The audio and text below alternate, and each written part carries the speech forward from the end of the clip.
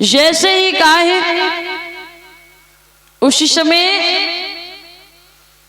देवऋषि नारद वहां से चले और जब महलों में पहुंचे हैं उस कन्या के हस्तरेखा को देखा तो देवऋषि नारद बोले, हे महाराज ये कन्या कोई साधारण कन्या नहीं, और समझा करके कहा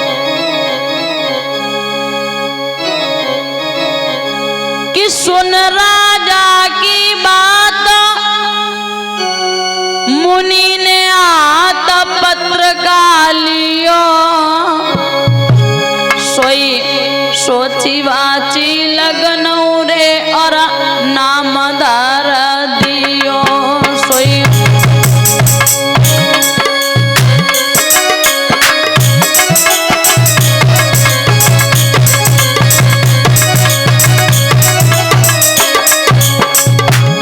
आज जैसे ही देखा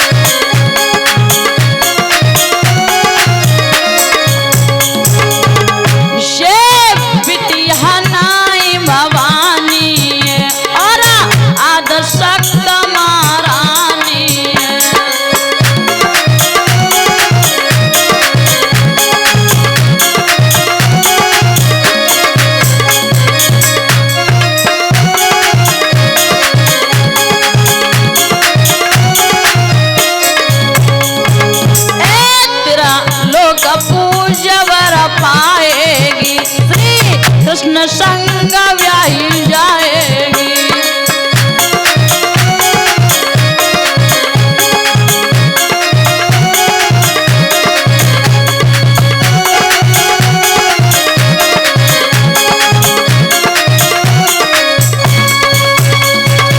आज जैसे ही देवऋषि नारद ने उस कन्या की हस्तरेखा को देखा है, देवऋषि नारद समझा करके कहने लगे, हे महाराज भीष्मक, ये कन्या कोई साधारण कन्या नहीं है। साक्षात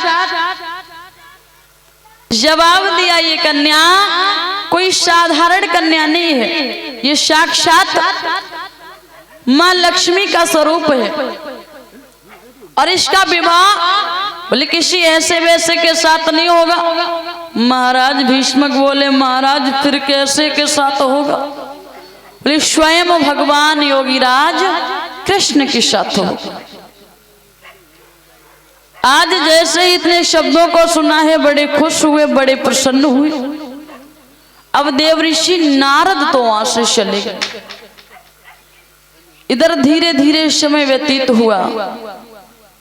वो कन्या जब कुछ बड़ी हुई, एक दिन रुक्मिणी अपने महलों के बाहर खेल रही थी, तो रुक्मिणी ने देखा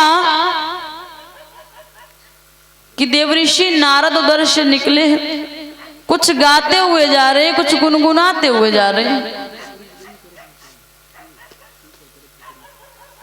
कि ब्रज भूमि में हुआ है अवतार कन्हैया का, सौभाग्य है उन्हें जिन्हें दीदार कन्हैया का, और ब्रजभूमि में हुआ है अवतार कन्हैया का।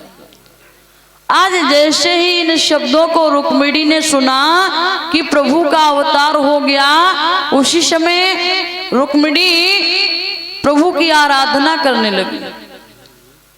जहां भी बैठती हैं भगवान की चर्चाएं करने लगती हैं। अब दशा क्या बनी है बताया।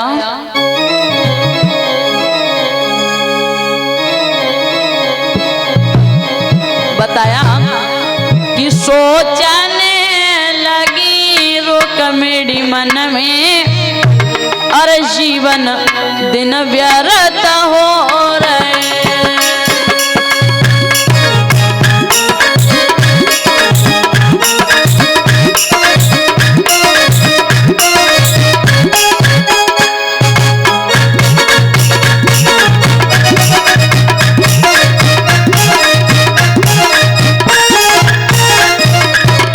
रुक्मिणी विचार करती हैं,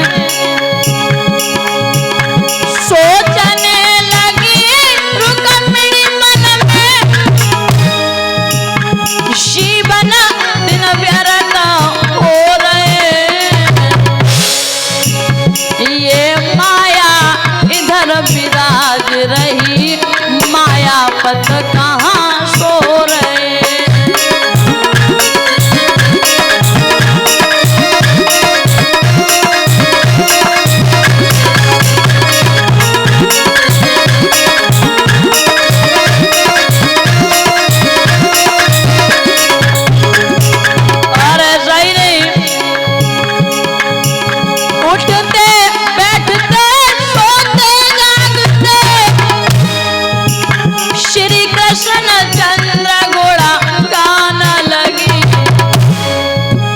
शकियन में चर्चा छिड़ जाए तो हर संगीत सुनान लगी।